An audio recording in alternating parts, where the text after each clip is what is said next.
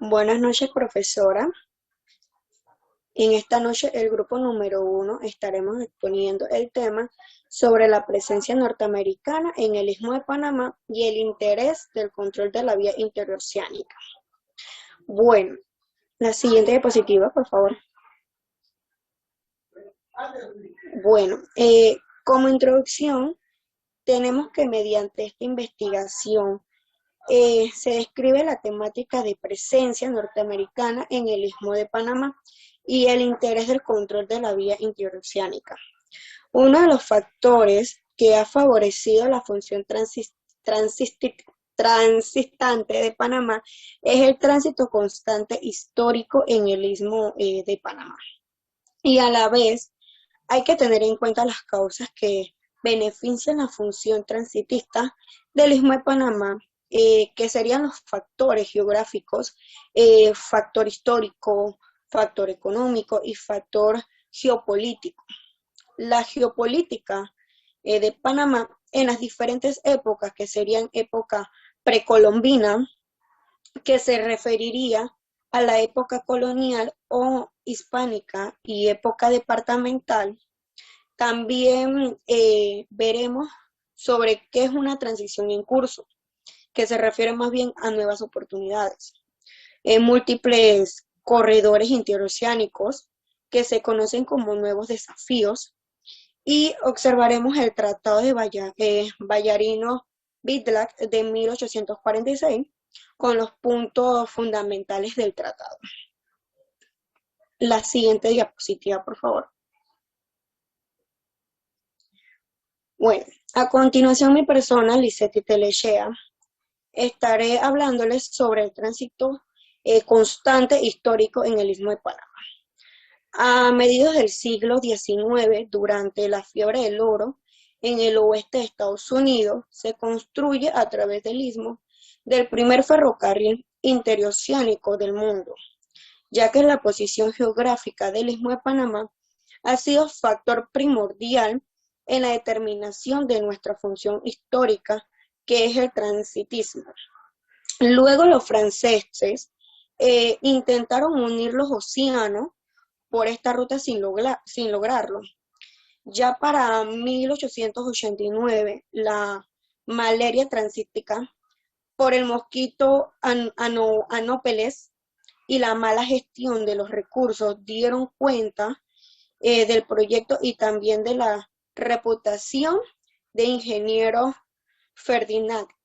No obstante, tras un logro después de un proceso político y unas cuentas de guerra civil colombiana el 3 de noviembre de 1903 y un año más tarde, Estados Unidos inicia la construcción de la vía interoceánica, descartando la ruta por Nicaragua y haciendo cumplir el istmo miles de trabajadores de la Antilla y de todas partes del mundo, con cuya fuerza laboral sumada al esfuerzo de los trabajadores panameños, culminando en agosto de 1914 el Canal de Panamá, potenciando de esta manera un conjunto con el ferrocarril transísmico, a su, eh, a su fruto, ay, perdón, perdón por eso, a su fruto de nuestra privilegiada ubicación en el orbe. Bueno, en este logro inmenso del ingeniero humano, eh, trajo sus propias contradicciones e injusticias reflejadas en la existencia de un esclavo colonial, el cual impidió el ejercicio pleno de la soberanía nacional y el aprovechamiento por la nación, que abrió sus entrañas para tan monumental obra del principal recurso natural del istmo de su posición geográfica.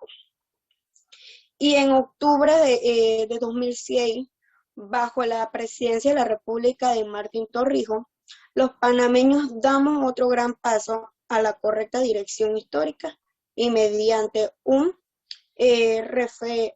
referencia nacional que se aprueba la amplia del canal a través de un tercer juego de esclusas cuyas obras inician en el año 2007. A continuación, mi compañero. Buenas noches, profesora, compañeros. Mi nombre es Isidro López y estaré hablando sobre lo que es la posición geográfica de Panamá, los factores geográficos y los factores históricos. Para empezar, los factores geográficos se basa en la posición geográfica global. Para determinar la posición global de Panamá se debe tomar en cuenta la latitud y longitud. Atendiendo el sistema de coordenadas geográficas, Panamá se localiza según el ecuador geográfico o paralelo cero en el hemisferio norte, mientras que con relación al meridiano de Greenwich en el hemisferio de latitud occidental. Posición geográfica regional. La República de Panamá se está situada en la parte céntrica del continente americano, conocido como Centroamérica. Esta posición la ha protegido de sufrir estragos de los fenómenos atmosféricos que constantemente azotan a otros países centroamericanos. El clima de Panamá es la variante entre la vegetación que se ha producido y se basa en tres cosas fundamentales: la selva tropical que abarca el Darién, el borde oeste y norte de la provincia de Panamá y toda la vertiente atlántica de la República. La posición geográfica de Panamá en lo que es la incidencia de los norteamericanos en nuestro istmo jugó un papel importantísimo, ya que el interés de los norteamericanos en Panamá fue más que nada por su posición geográfica, ya que en esos tiempos de 1800 se estaba discutiendo entre franceses y estadounidenses quién iba a ganar la carrera de construir un canal interoceánico. Primeramente los estadounidenses estaban interesados en Nicaragua como su opción, ya que ellos tenían un gran lago por el cual se podía navegar, pero los franceses indicaban que Panamá, por su estrecha forma y por lo rápido que se podría llegar de Océano Atlántico a Océano Pacífico. Entonces, al final todos sabemos la historia, los franceses fracasaron, los estadounidenses triunfaron, y más que nada fueron muchos otros factores que incidieron en eso, pero el principal o el inicial interés de los norteamericanos o de la incidencia norteamericana en Panamá fue su posición geográfica. Siguiente diapositiva, por favor. Ahora tenemos los factores históricos. Mucho antes de la llegada de los conquistadores españoles al Nuevo Mundo, los indígenas realizaban un intento de intercambio comercial de un extremo a otro del continente, cuyo punto de tránsito obligatorio era el Istmo de Panamá.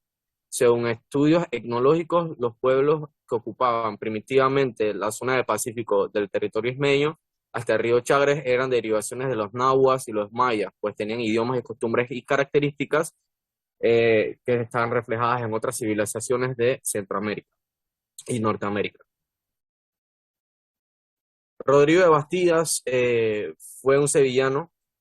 Básicamente él sintió el deseo de formar parte de los viajes al Nuevo Mundo y realizó uno de los primeros viajes después de Colón, saliendo en junio de 1500 desde Cádiz, y con él iba el marino expuesto Juan de la Casa y también Vasco Núñez de Balboas, que entonces pasó a ser de las Indias. Cristóbal Colón llegó a Panamá en el año 1502, fue marinero de los 15 años, a mando del barco. Desde los 10 años anduvo en el mar. Su propósito fue obtener las anheladas especias, o sea, personar las tapices, perfumes y otros artículos, además del oro, que desde hacía mucho tiempo provocaron importantes cambios en el mundo. Históricamente, la posición geográfica de Panamá ha incidido en su historia, y a que españoles lo utilizaron para transportar el oro de Perú, salía de Perú e iba hacia, hacia Panamá y luego España. Los estadounidenses también, cuando fue la fiebre del oro de California, la ruta más corta era Panamá, en vez de cruzar todo el Norteamérica, ya que había muchos peligros en Estados Unidos, cruzando de oeste a este. Entonces más seguro era cruzar por Panamá y era más rápido, y a que también estaba la incidencia del ferrocarril. Entonces todos estos factores históricos han influido en lo que es la geografía y la historia de Panamá. Muchas gracias. A continuación, mi compañera Saudit, si no me equivoco. Saudit. Buenas noches, profesora, compañeros. Mi nombre es Audit Linares. Entre las causas que benefician la función transitista del Istmo de Panamá, tenemos lo que son los factores económicos. Como podemos ver en la diapositiva, hay tres factores principales. El primero, lo que es el oro y la plata. El oro para los españoles representaba lo que era la gloria y la riqueza. En cambio, para el indio, esto representaba dolor, muerte o esclavitud, debido a que los españoles organizaban lo que se llamaban las famosas cabalgatas o entradas a tierra, con el único propósito de así poder combatir al indio para arrebatarle el oro o capturarlos a la fuerza para convertirlos en esclavos en las diferentes actividades que se realizaban en ese tiempo. Llámese esclavos para servicio doméstico, para las minas, entre otras actividades. Entonces, para poder liberarlos, de igual manera, se hacía mediante el pago en oro. Entonces, no fue hasta 1532 cuando lo que es la obtención del oro y el buceo en las perlas, en lugares como la Isla de las Perlas, Taboga, Taboguilla, Otoque o la isla de Pedro González, era donde se daban fundamentalmente, como mencioné, lo que es el buceo de las perlas. Esto es hasta el año de 1550. En cuanto al punto B, que es la agricultura y la ganadería, si bien es cierto, Panamá tenía una metrópolis española estratégica, pero con el paso de lo que es la explotación de las minas de oro y el buceo, esta zona pasó lo que es de tránsito a un sector de servicio. Entonces, aunque en la ciudad esto inició lo que es el desarrollo de la agricultura con tres rubros fundamentales, que eso eran la ganadería, el maíz y el arroz. Estos se aportaban, se importaban, de Perú. ¿Por qué? Esto era debido a que, a pesar de que la ciudad de Panamá, como decía, tenía un punto estratégico, como mencionaba mi compañero Isidro anteriormente, la ciudad de Nombre de Dios y Portobelos, que eran las principales en aquel momento, a pesar de contar con ríos, con dos ríos alrededor, las áreas cerca de la ciudad eran ocupadas por manglares o por tierras pantanosas, que dificultaba lo que era el desarrollo de la agricultura en ese momento. Entonces, no cubrían lo que era la demanda. Entonces, es por eso que también las constantes lluvias que se daban en aquel tiempo obligó entonces a lo que era la importación de productos y también traer carne a la ciudad de Panamá desde las colonias de Centro y Suramérica. A pesar de que esto se importaba, Portobelo se convirtió en lo que era una ciudad de contexto internacional por las constantes actividades comerciales que se daban, y fue allí entonces donde se da la primera feria en Nombre de Dios en el año de 1554.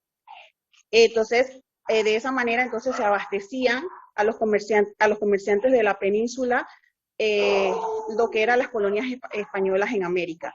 Y el tercer punto es el caucho, que era un producto natural que fue descubierto por primera vez por los indios en el Amazonas, pero también en aquel momento se descubre en Panamá y es utilizado más bien por los indígenas de la región de Chucunaque, que conocían el valor de y entonces cuando tenían problemas, por decirlos así, financieros, entonces lo utilizaban para poder comercializaban este producto para así volver a llenar sus arcas.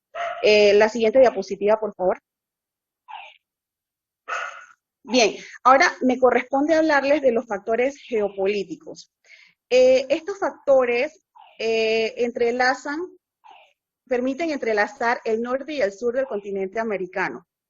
Como mencionó mi compañero Isidro y mencioné anteriormente, gracias a la ventajosa posición geográfica de Panamá, esto permite, entrelazar estas dos regiones.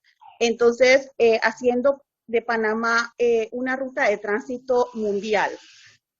¿Cuáles eran las ventajas geopolíticas? Que gracias a la posición geográfica, la ciudad de Panamá fue como quien dice el punto de partida de las expediciones españolas, Y es aquí entonces donde viene la segunda ventaja, que es donde se daba el evento ferial más importante de lo que era la colonia en aquel momento, que es en Portobelo, eran las diferentes ferias que se daban. Entonces, entre las desventajas geopolíticas tenemos que al tener esta posición tan privilegiada y ser un sitio de constante comercio, entonces despierta el interés de lo que son corsarios y piratas para tratar de obtener las riquezas que se manejaban entonces en la ciudad de Panamá. Ese es mi aporte para la charla del día de hoy. A continuación, mi compañero Dylan. Muy buenas noches, profesora y compañeros presentes. Mi nombre es Dylan Castrellón y a continuación les hablaré sobre la época precolombina. Esta época se da entre los años 11.000 y 13.000 a.C., cuando llegan los diferentes pobladores que procedían de las distintas olas migratorias. Y entre sus acontecimientos importantes podemos destacar que los indios caribes llegan a las costas del Atlántico y el Golfo de Darién, donde se dedicaban a actividades como la cacería, la pesca y la recolección. También eran un grupo de guerreros y llegaron los chibchas procedentes del sur de América y se situaron en el área de Darién.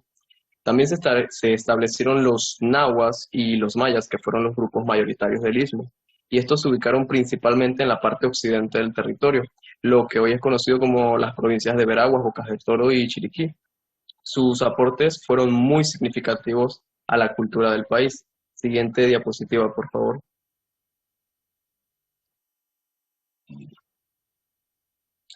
Época colonial o hispánica. Esta inicia con la llegada de los españoles a las tierras de América y en el caso del Istmo se desarrolla durante la primera mitad del siglo XVI.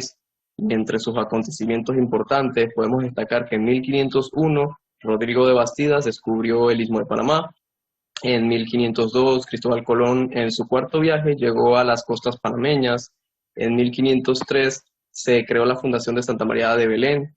En 1510 Diego de Nicuesa, primer gobernador del Istmo, fundó la ciudad del Nombre de Dios.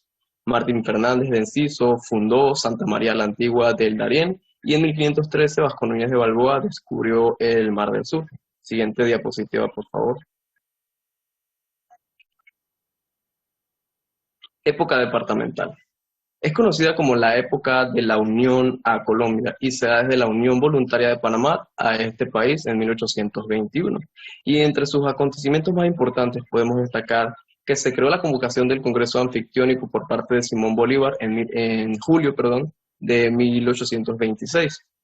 Se firmó el Tratado Mayarino-Biclan en 1846 y mediante este los Estados Unidos monopolizó la comunicación interoceánica y otorgaba concesiones al gobierno colombiano. También el doctor Justo Arosemena creó el Estado de Panamá en 1855.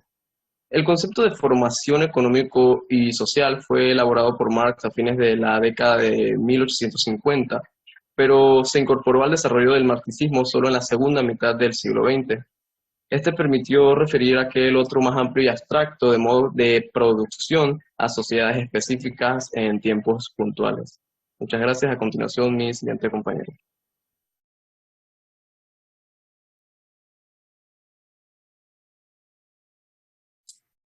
Buenas noches, mi nombre es Carla Reyes. Le voy a estar hablando sobre la transición en curso.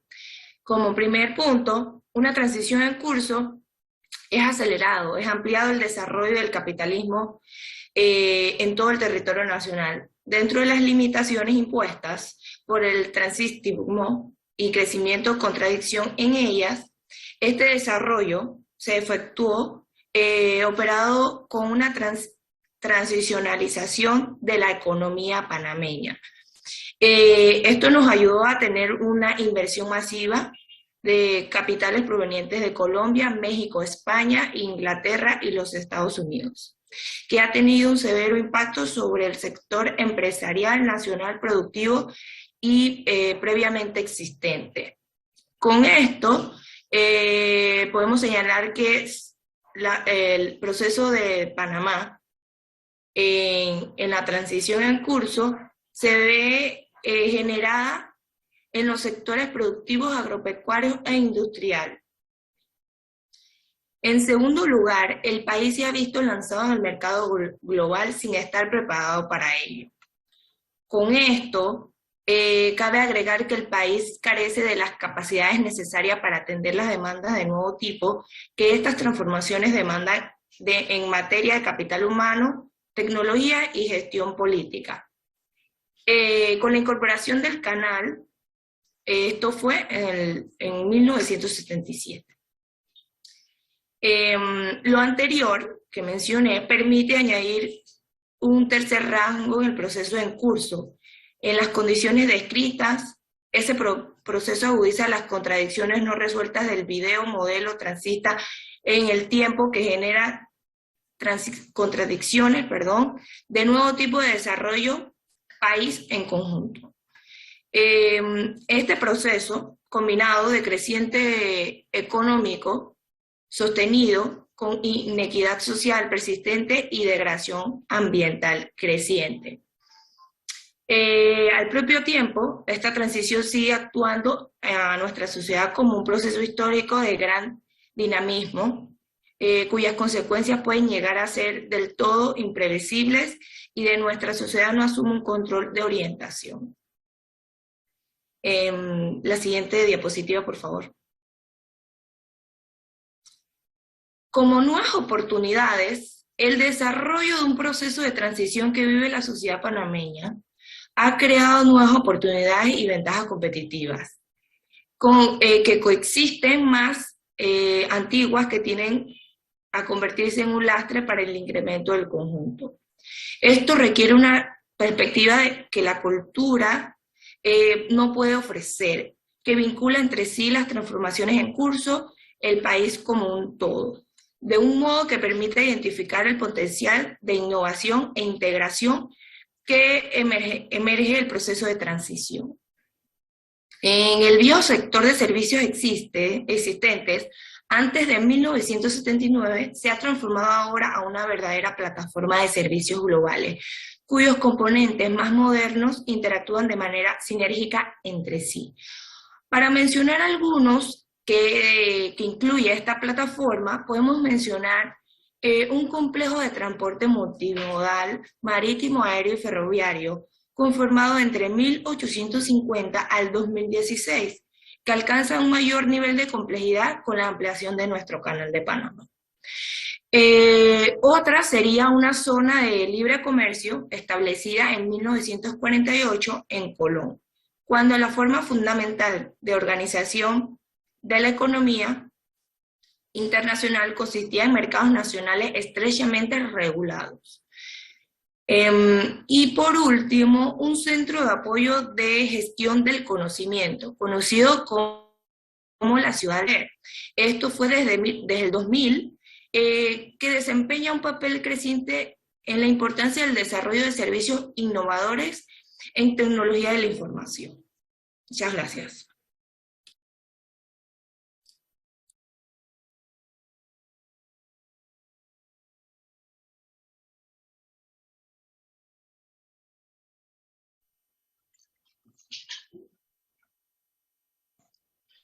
Buenas noches, profesora. Mi nombre es Rosendo y me corresponde compartir con ustedes la parte de múltiples corredores interoceánicos que se destacan en lo que viene a ser el interés sobre la parte de la ruta interoceánica que representaba Panamá en su momento, ¿no?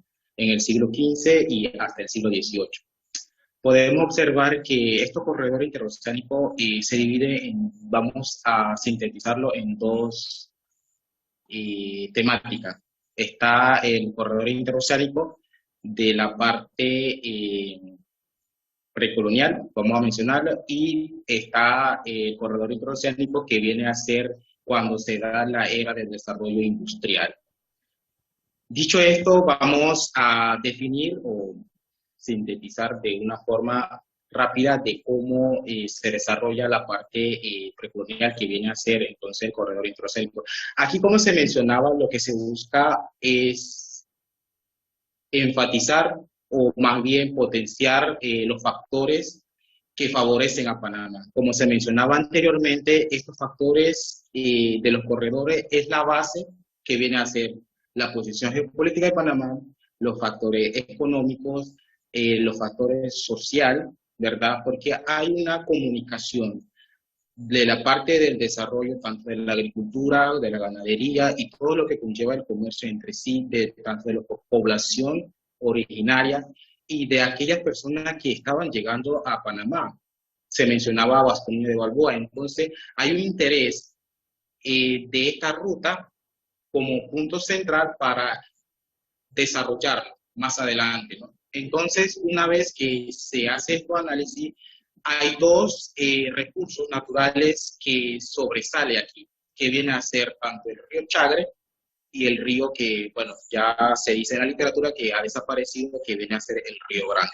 Fueron los dos grandes recursos hídricos en su momento que resaltan en lo que viene a ser la comunicación fluvio-terrestre de esta época, en el siglo XV. Por la otra parte, vamos a ver el corredor interoceánico en la era industrial, cuando se empieza ya a hacer todo, se descubre combustibles fósiles, se empiezan a crear maquinarias. Es aquí donde viene ya la combinación del transporte multimodal, porque está incluyendo tanto toda la ruta los transportes marítimos, está la parte terrestre y el aéreo, ¿no? Entonces, aquí vemos que ya empieza a hacer un avance de tecnología más mecanizadas, un recursos humanos pues más capacitados, y ya entonces empieza a ver el auge, el crecimiento, en sí el desarrollo económico de Panamá, y como lo mencionaba la compañera, empieza ya a hacer las realidades de estos nuevos desafíos que se mencionaba anteriormente, que el Centro de Desarrollo Bancario Internacional, que vemos que Panamá se posiciona muy bien en esta parte porque es un sector que está muy bien desarrollado, y así sucesivamente viene la parte de la construcción del Canal de Panamá. Dicho esto, pues lo dejo hasta aquí y sigue el siguiente compañero.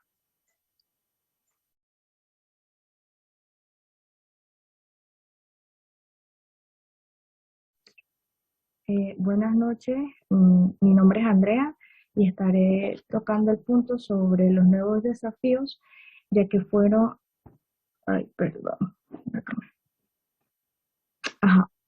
ya que fueron muchos desafíos a los que se enfrentaron en el proceso de transición. En ellos se incluyeron desde la perspectiva con determinación en sectores sociales, en donde la mentalidad colonial que se niega a aceptar, con la capacidad para encarar a sus propios términos y sus propios problemas. Otro punto también son las crisis de las viejas formas de identidad nacional generadas por el transitismo y el marco del modelo transitista del desarrollo. Esos cambios no buscaban transformar la organización territorial del país. También las complejas de las tradicionales contradicciones entre la región central y la concentración y la inversión y los beneficios del crecimiento económico. Gracias.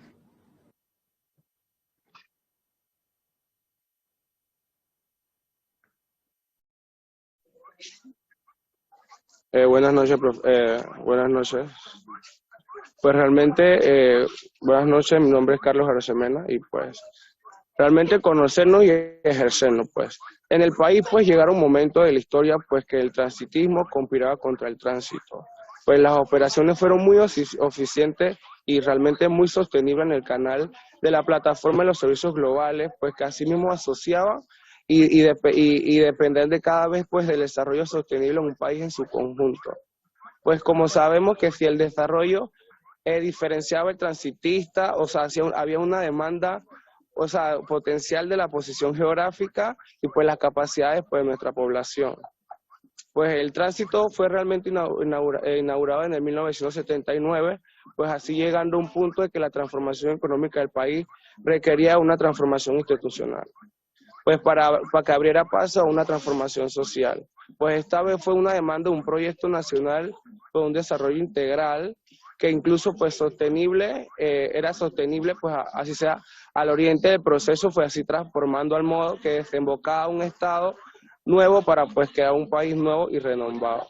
Pues tal vez realmente existía una síntesis más apretada, pues que el desarrollo mayor que enfrentaban los panameños, pues pues como le comentaba, pues un desafío mayor pues que los que enfrentaban los panameños pues en esta transición desde la semicolonia, pues que fuimos a la república plenamente soberana, pues realmente equivalente y próspera, pues que llegamos a llegar a ser, no un balde que se había dicho, una solución pues que los problemas estratégicos pues habían que generar siempre un nuevo problema o un problema más complejo realmente. Lo que teníamos hoy en día derivaban pues que fuimos capaces de encarar y pues realmente resolver todos los problemas pues que en el ayer pues apenas cuando alcanzábamos nuestra frente de corona pues realmente extrañábamos finalmente las nuevas tareas y reconocernos pues realmente y ejercernos pues para llegar a ser la nación que siempre merecemos ser. Pues a continuación, pues, la siguiente compañera.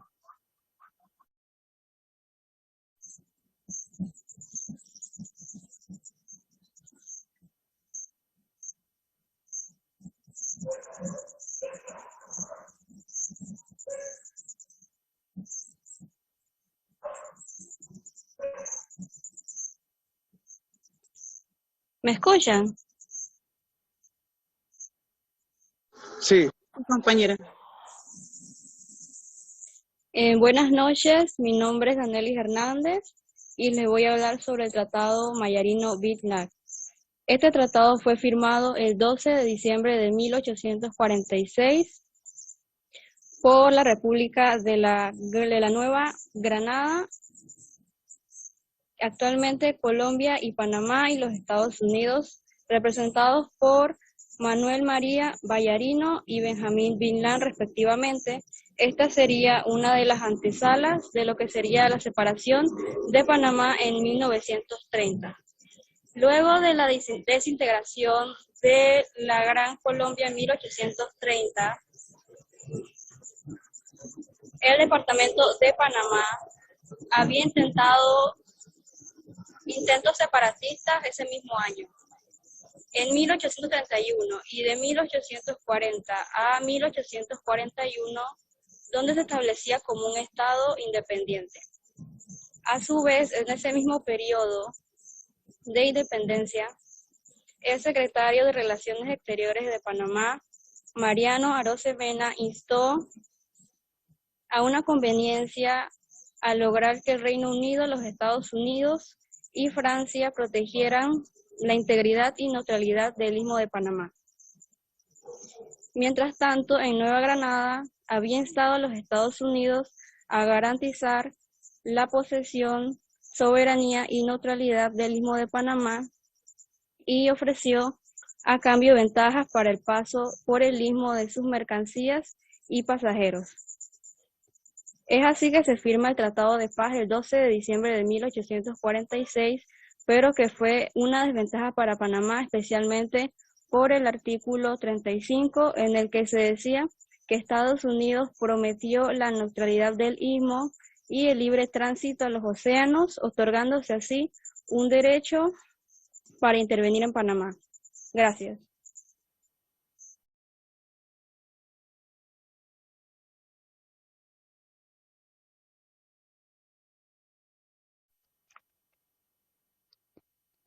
Buenas noches, yo le voy a hablar sobre los puntos fundamentales del Tratado Mayarino. Bueno, como dijo la compañera hace un punto, este tratado fue firmado el 12 de diciembre de 1846, en que era esencia para un convenio de reciprocidad comercial, el cual fue una nefastez para los panameños, ya que Estados Unidos tenía que garantizar la neutralidad del istmo y el libre tránsito de uno al otro mar, el cual Estados Unidos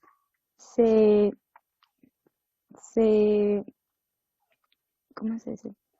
Se me fue la palabra, disculpen. Bueno, Estados Unidos tomó rienda sobre esto y salió ganando, ya que los ciudadanos y buques y mercancías que eran de los Estados Unidos disfrutaban en los puertos de Nueva Granada e incluso el istmo panameño y tenían libre tránsito.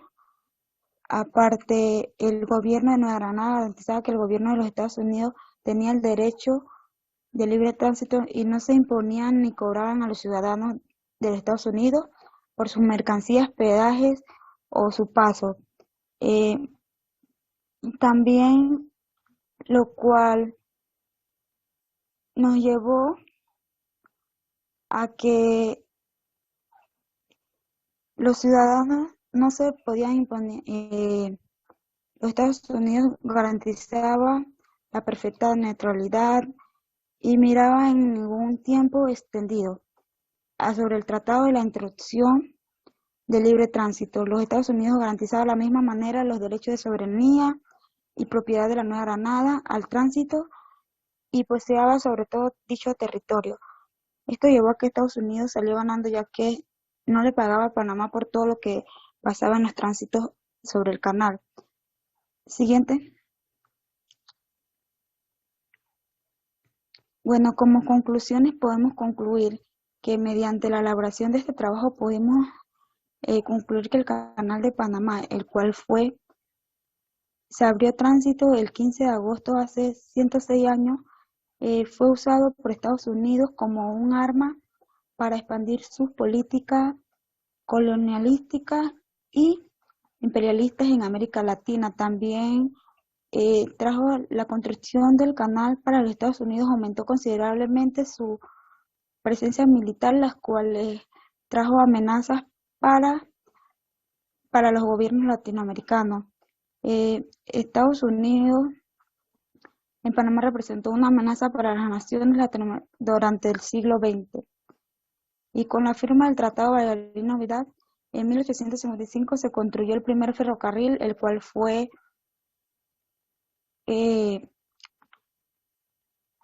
capitalizado por los Estados Unidos. Gracias.